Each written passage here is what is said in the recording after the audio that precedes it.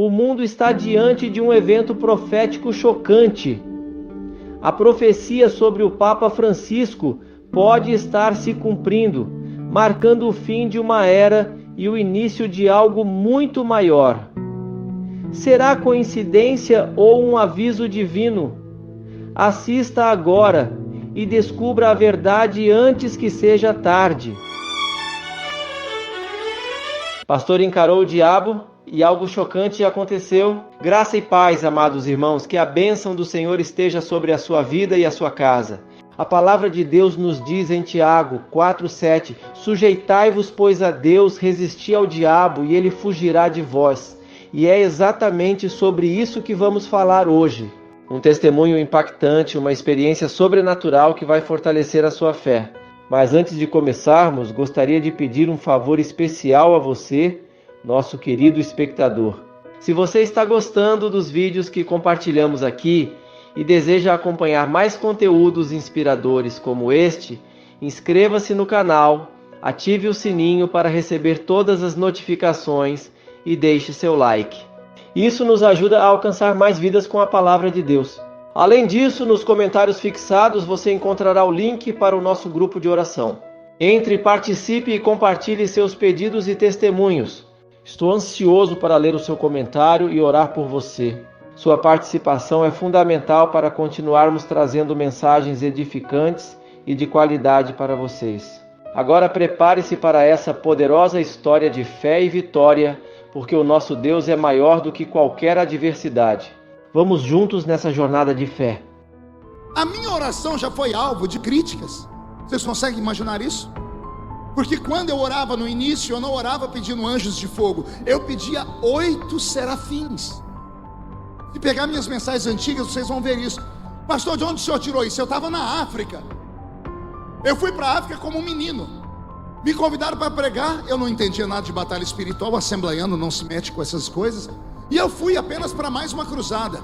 Quando eu cheguei no aeroporto de Angola, isso há 28 anos atrás, quando eu estava na fila da imigração, um homem aqui atrás de mim, um africano de quase 2 metros de altura, terno, gravata, pastinha de executivo, era um executivo do país. Eu estou na frente para ser atendido, ele bateu no meu ombro. Quando eu olhei para trás, o homem tinha aparência de homem, mas os olhos dele não tinham olhos, eram 2 bolas brancas. Ele falou com uma voz gutural, uma voz pesada. Ele disse para mim: o que você veio fazer na minha terra? Aqui eu mando. Até a entrada dali da imigração, você está protegido. Quando você entrar dentro do meu território, eu vou te matar. Eu não entendi nada.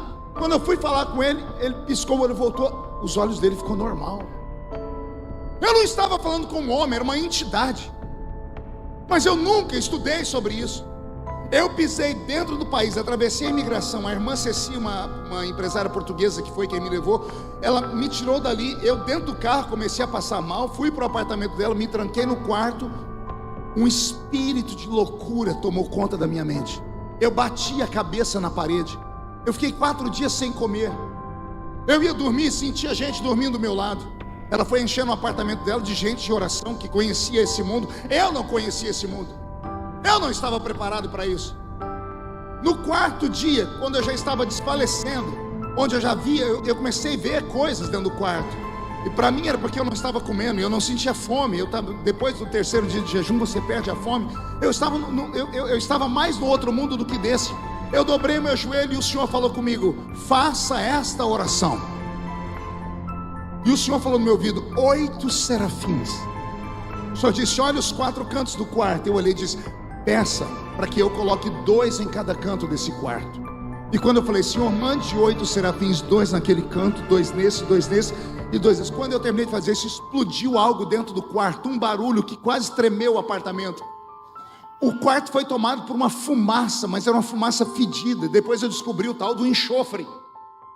Eu fiquei todo arrepiado, consegui levantar, botei a mão na maçaneta da porta. Quando eu abri, os irmãos estavam na porta olhando. O que foi que aconteceu? Eu disse: está cheio de fumaça. Uma irmã entrou orando em línguas e disse: o diabo foi embora, o Senhor te fortaleceu.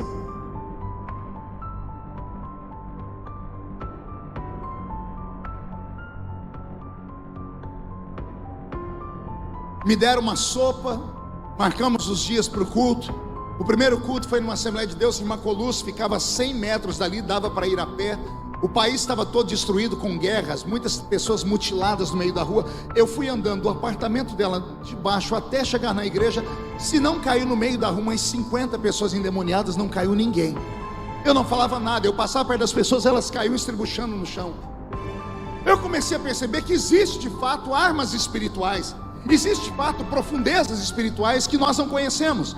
Não conhecemos porque temos medo de entrar nas águas.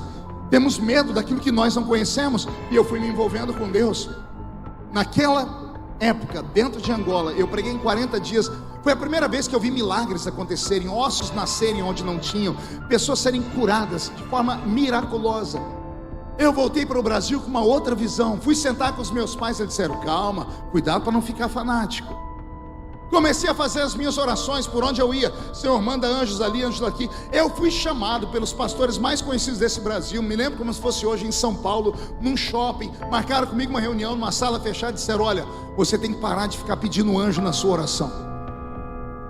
E eu falei: por quê? Porque os anjos que você está pedindo são anjos que ficam apenas diante do trono de Deus, que são serafins. Eles não descem à terra, são anjos disso ou daquilo. E me deram uma sistemática teológica. Aí eu falei: mas se eles ficam no céu, como é que eles queimaram os lábios de Isaías? Está escrito que Isaías, no ano em que morreu o rei Uzias, eu vi o Senhor assentado no alto e sublime trono. Os anjos voavam acima do trono de Deus. E eu disse: eis que estou perecendo porque os meus lábios são impuros.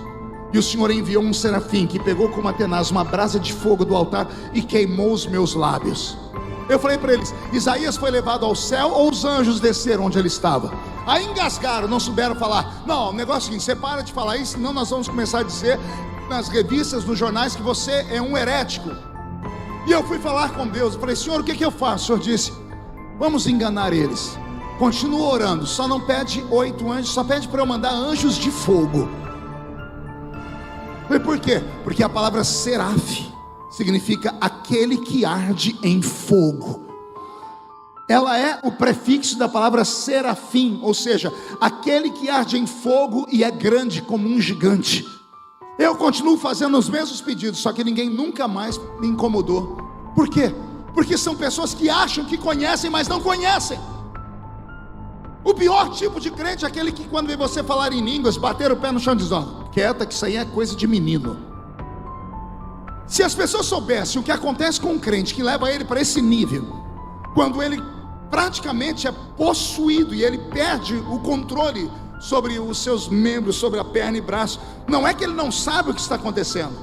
O crente cheio do Espírito Santo sabe exatamente o que está acontecendo, só que ele não consegue se controlar. Tamanho é o gozo, tamanho é a alegria, porque o sobrenatural divino possuiu o natural da terra.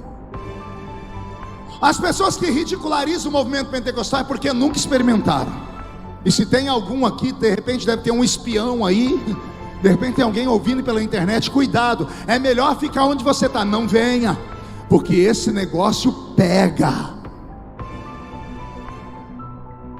Isso pega!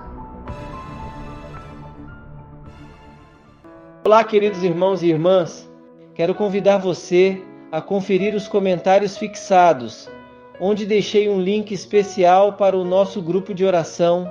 Esse espaço foi criado para que você possa participar das nossas campanhas de fé, compartilhar seus testemunhos e se unir a outros servos de Deus em oração. Juntos fortalecemos nossa caminhada espiritual e nos aproximamos ainda mais da presença do Senhor. A palavra nos ensina em Mateus 18:20. Pois onde 2 ou 3 estiverem reunidos em meu nome, ali estou no meio deles. Estar em comunhão com outros irmãos na fé fortalece nosso espírito e nos ajuda a crescer na graça e no conhecimento de Deus. Cada testemunho compartilhado é uma prova viva do agir do Senhor, e cada oração feita em unidade tem um impacto poderoso no mundo espiritual. Então permaneça firme, siga buscando a Deus e se fortalecendo através da oração. Que o Senhor abençoe você e sua família grandemente. Nos vemos no próximo vídeo. Graça e paz.